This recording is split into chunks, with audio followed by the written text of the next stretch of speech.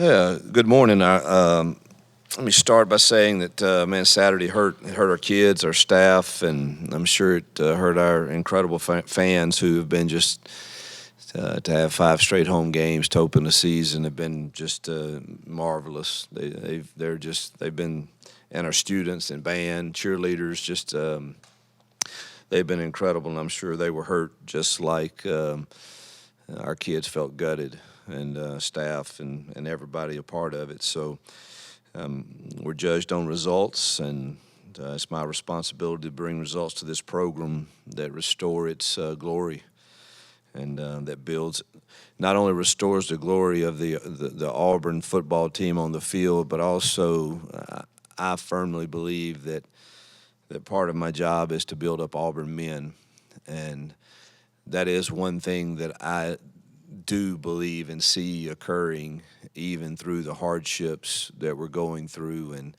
it's something that we take very seriously, and when you talk to them, I feel like we're accomplishing good things there. Now, obviously, we want to add to not only building up men first, but returning the glory to Auburn football. We're working tirelessly to do both. Truthfully, that's why I teach truth lessons on Monday and Thursday about life, the lessons we can learn from the game of football for that. Our fan base has done their part, which makes not being 5-0 very hard to swallow when we certainly had our chances to do that. My ask is to stick with us through the growing pains and support our guys and efforts and our recruiting efforts because the results are going to come. We're not that far off, and hope the 25 recruiting class sees that and knows they have a chance to come in and immediately impact this program just like the 24 class is currently doing. But building does take time.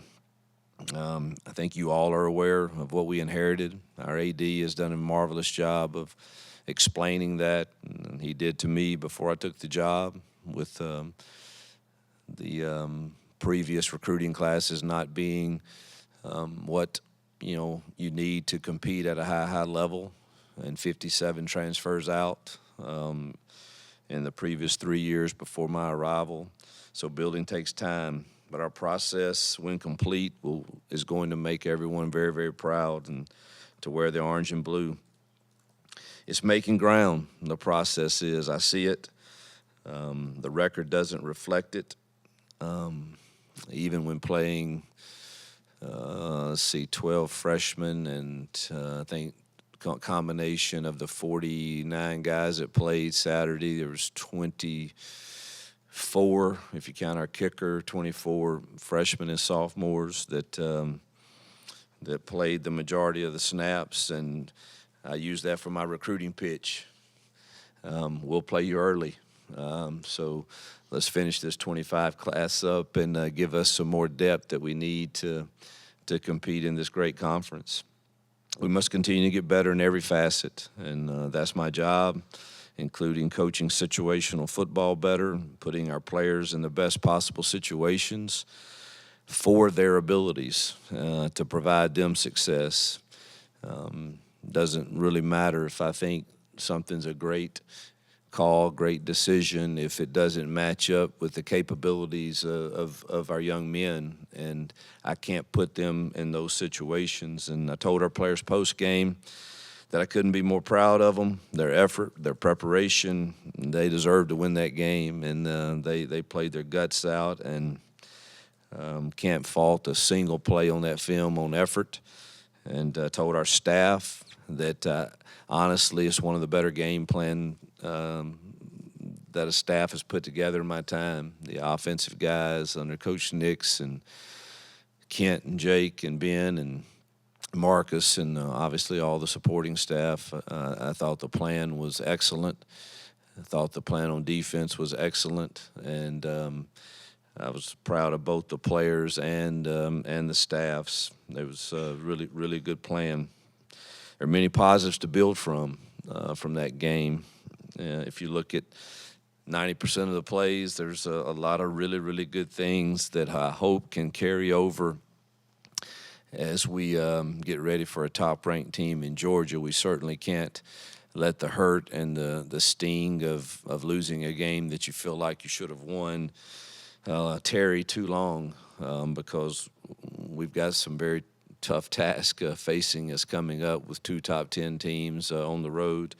Be our first October's a road challenge for us. We haven't experienced that yet, and again, as we mentioned earlier, we're playing about 50% of our guys are young guys, and they haven't experienced what we're getting ready to experience. So that's going to be a challenge for us, but one that we're looking forward to and be excited to do.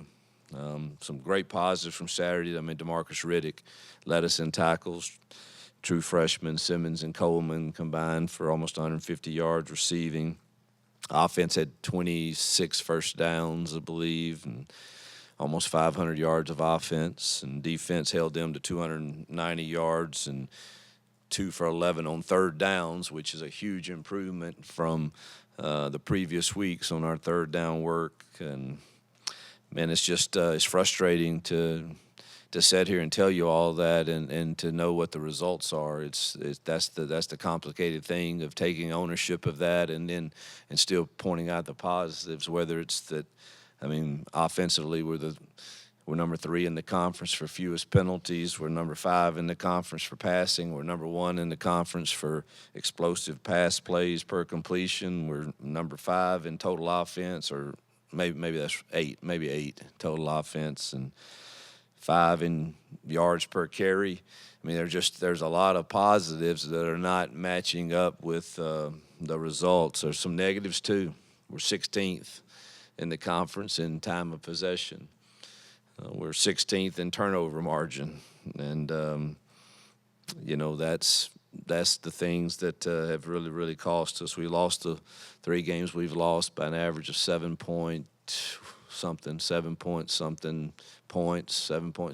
points, and in those games have had 11 turnovers, and so there's a lot of positives to build upon.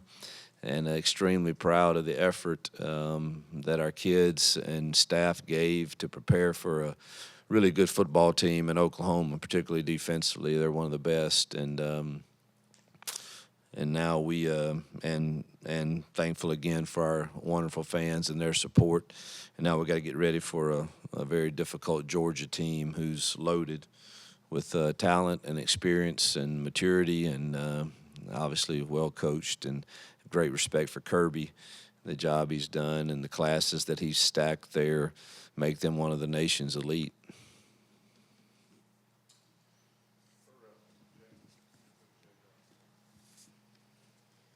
Hugh, what is, from a coaching perspective, what is your biggest regret from the Oklahoma game? Is there a call or a situation? Yeah, I'm very transparent. I've watched it like 3 times, and I usually stop at 2, but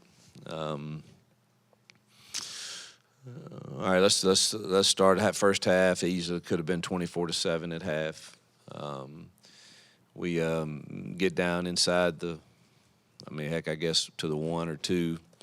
Had 2 shots from there and went with a package that we've been working for several weeks, and truthfully regret not giving it to Jarquez down there at least once. You're going to miss some field goals. Been nice to have, got that one right before half for sure. It was not certainly he's very capable of making those, and but that happens. So kind of the first half, it's really the not scoring the touchdown that thought the offense did a good job get us in field position to kick the field goal. I thought that was a really good drive. Did not. This is a weird situation, but the play right before we had to go Mayday, and it was good to see us. We executed Mayday really well. You just didn't really want to have to do that. The ball should have went to the end zone, but that really wasn't Peyton's fault, because the one scenario I'm getting way into, but I want to own everything that needs to be owned. There was a look that they would give from time to time that our whole plan was we've got to check to a max call to get us protected, but that was a third down thought, and with that came, as soon as he gave the signal for max, with that came all the routes. And so the call I had made to take the shot to the end zone, when he had to go max, it reverted to the third down routes in normal scenario, which wasn't terrible because we were prepared for Mayday, and you got to go out there and make those. But there's so many things that dang happen in a game. Then you're like, oh my gosh, we had a great plan for that on third down, but we didn't talk about it being third down with one play to go, and so you learn from that. But that's the first half. The second half, truthfully, loved the plan. Thought it was effective. The 2 3rd and 4s, one's in the third quarter where we missed another field goal. Wish we had a sack that pushed us back a little bit on that 3rd and 4. Wish I would have just played it like 2-down territory and maybe ran it and see if I could have got it to 4th and 1.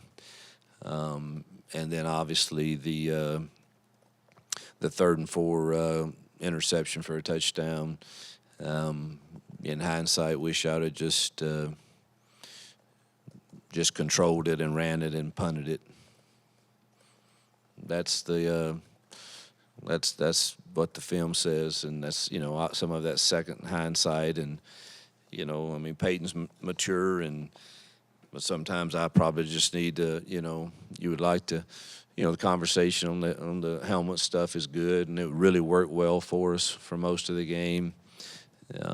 You wish you would just throw that away or take the sack and we punt it. But again, in hindsight, just let me control it and let's run the ball and then punt it and see if we can't play defense. Yeah, is this on? Yeah. You talked about DeMarcus and Malik and Jalen Crawford a little bit. Can you talk about their experience and their impact that they had on the game? Yeah, well, they have no experience, and that's I'm talking about in the game. Oh, I mean, it's nothing like playing in a game. I mean, you start to see, and again, without being negative toward any other players or anything, but you start to see that we're recruiting kids that can make a difference, that can run and that can tackle. I mean, we hadn't run a quarterback down that scrambled in a while, and here goes Riddick in the game, and he doesn't know half of what to do really with every call right now. But when you're an athlete, and the guy just he runs a very, very fast quarterback down on several occasions, and that's the type of recruiting we've got to have, and that we are doing. And going to add to us hopefully very soon. So, I thought Jalen Crawford played solid also, and Blockton's playing a ton of snaps, and of course all the receivers, and we're playing a lot of young kids for sure, and proud to see them kind of start having some successes. And T. Love got in the game and did some good things, and that's good to see. And but we're playing a lot of freshmen and sophomores, but good to see them get those experiences in the game. Hugh, you've talked a lot about how you like to see your offense when they have 5, 6, 7 yards per rush, and Jarquez was averaging almost 6 on Saturday. And it seems a lot of the offensive play calls are the RPOs or options and letting Peyton make that decision. Is there a hesitancy to just call straight run plays, or kind of what's your mindset on that when you have Jarquez who is running it so well? Yeah, that's a balancing act. There were a lot of runs where we did. It was handoff all the way. Others, we still believe in giving the option because you can't. This league is. That team we played against don't give up many rushing yards. You go look, and they are loaded with NFL guys. Those safeties and linebackers and ends are NFL dudes. And I mean, there's one run play we have with there's automatic give, and that number 2. Good God, he's one of the best I've seen in a long, long time. I mean, he makes the tackle on Jarquez for a 1-yard gain, and he's lined up 14 yards deep. I mean, he's pretty dang good. So there's a balancing act. You can do that, but then everybody's going to yell and scream when you do that, and they have too many guys that you have nobody to block him. And so you've got to, I think it's a balancing act for sure, but we definitely want 27 to get his share of touches. But when you do throw the RPO, it's our job to make sure that it's thrown to the right RPO. And that's where we still are struggling a little bit. And so we got to keep working to get that corrected. You mentioned the first half goal line situation. Had some mixed success in red zone and short yardage. Are you a little surprised or disappointed at that? You've done quite a few different things. Yeah, I'm really disappointed that we didn't score that touchdown, obviously. And truthfully, the first time we did it, it should have scored. And we had, again, I don't ever want to sound like I don't know, everybody seems to think when I tell you what really happened that I throw somebody under the bus. I'm not. I mean, but on the first one, we've lost B. Frazier to a broken foot, who's usually in that position. And we had to sub in for him somebody that's an old lineman that doesn't get all those looks a tight end gets. And they gave us a squirrely look, and he did not go to the right spot, and thus it ate up 2 of our pullers. And if we could have got those 2 pullers around, I think we walk in. But that's on us as coaches to when you lose somebody, it's next man up, and you got to get them ready. And we obviously didn't have one guy ready for that play, and so that's frustrating when you watch that. And the play, not the last one or not that one, the play before that. They had a really good call on, but if we totally understood, again, back to coaching, if we totally understood every single look, I think we walk in on that one too. But it's hard, man, to show because they're game planning too. And it's hard to show every single look, but when you look at the tape and you say the facts are, if we had covered this look, it is a really good call and it's going to score. And when you look back at the practice tape, we never showed them that particular look. Obviously, we show them as many as we think we can, but so we've got to just continue to hopefully we get the right looks taught to our kids so that we can execute those short yardage plays.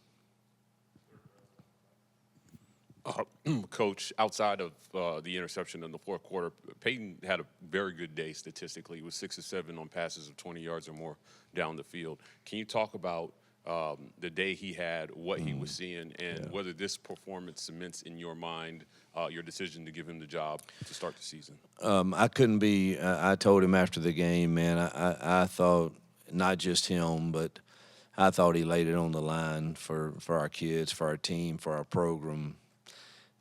I mean, he sacrificed his body. He gave himself up many times to get us first downs. I thought he did a really nice job of. We have an oh crap rule, and that means if my progression is not there pretty quick, then man, let's put our foot in the ground and let's go that way and put us in 2nd and 8.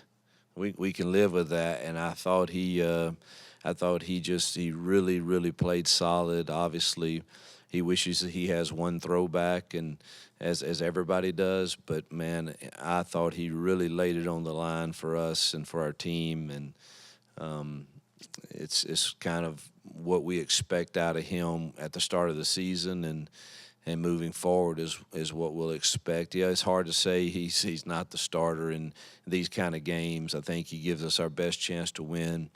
As long as he keeps taking care of the football like he did. Your players seem pretty devastated after that loss. You've got a very tough October in front of you. Do you and your staff have to do anything more this week to keep them from spiraling, keep them invested in your program? No, that's the media. You know, I don't know. Media is into this spiraling and keep them together. And, you know, is that really, I mean, if that is a question about your team, and then you're probably not going to have a whole lot of success. But that, man, in life, you don't get the chance to spiral and then have success. And it's the same way in football. And that'll be my lesson today that I've had planned, obviously, since back in the summer is one that I think is perfect for our moment that I'm going to teach on and give some real life examples from myself and how at times in life you've got to draw the line on what am I really in this for, and what did I really sign up for, and you know what happens when you sign up for a job and it doesn't go the way you want. Do you spiral and I don't know. I mean, what's that? I don't think there's. I don't know. I guess we're just made there. There's not another option, man. We get an opportunity this week to go and play one of the top teams in the country, and with a young team that is building, and we see it as another great opportunity. Yeah, it's a tough October. It's going to be, you know, some great challenges, and we could certainly lose some games, and we could certainly win those games. But every week is a new life of its own every day, and you expect your staff and you expect your team, man, to be ready to go and fight again. And yeah, it hurts and it stings, but you're not the only one that's gotten a bad report. There's a lot of people in life today that gotten a bad report last week and had difficult times. And man, maybe we can be an example of during difficult times, and when everybody wants to tear you down or beat you up or praise you or either one, you still go to work and you still do the same thing with the same enthusiasm, the same passion, the same energy, because you love what you do and you love who you do it with, and most importantly, you love who you do it for. And we've got a great place to represent in doing that. So, man, we're not going to blink as a staff, and I don't expect our kids to either. Hugh, you mentioned this game plan defensively against Oklahoma you thought was well executed. You said last week you thought they played hard against Arkansas. How much do you lean on that group as being a constant as they've been kind of so far this season? Yeah, they've other than third and longs, they've been really, really constant and containing the quarterback with rush lanes. So you take this game, the improvement is you can't argue the improvement on containing rush lanes and the third down defense. I thought our kids and our staff did a marvelous job. I mean, it comes down to the few plays we described earlier when you asked me about that, and then defensively it comes down to truthfully, the explosive pass play that we gave up in the fourth quarter. That quarterback was going to have one or two, but I'm glad it came early, and then after that I thought our rush lanes contained him pretty well. The big explosive play there, later in the game was one that really hurt us. And but outside of that, man, I thought our defense played phenomenal.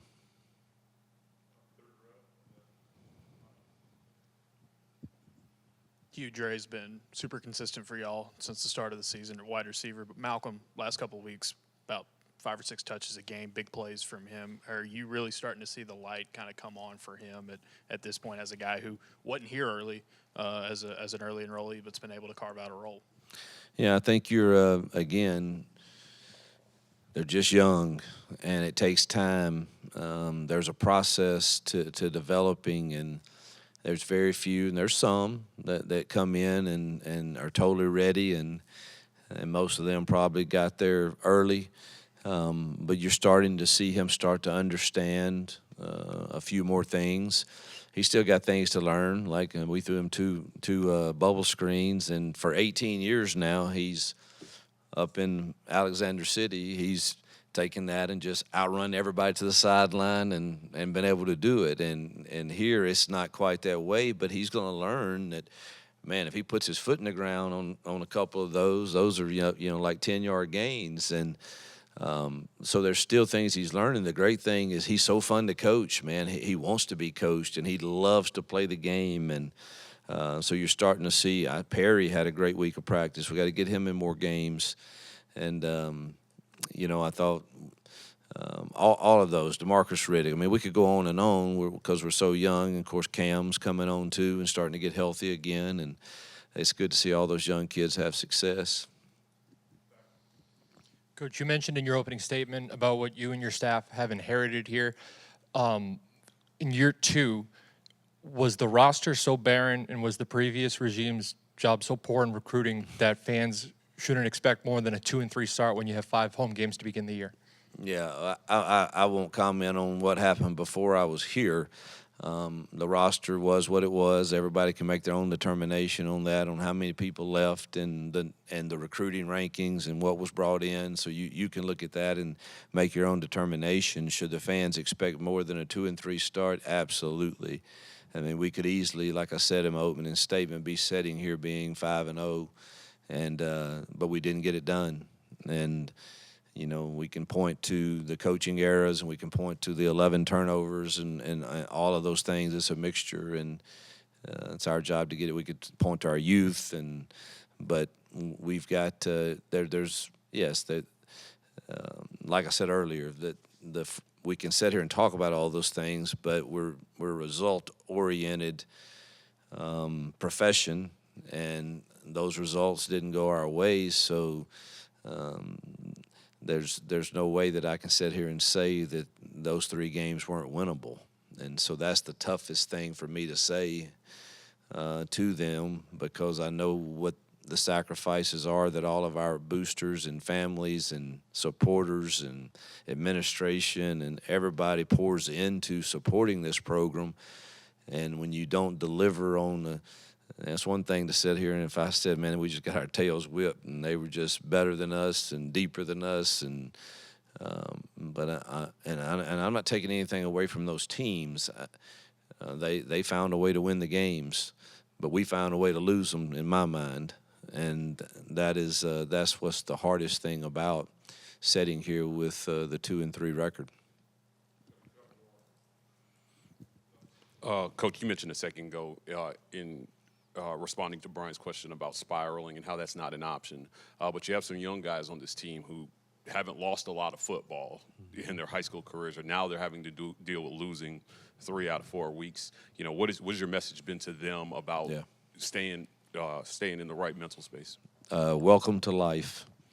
If it hasn't hit you, if you never experienced that in high school, difficult gut punches and losses, just keep living.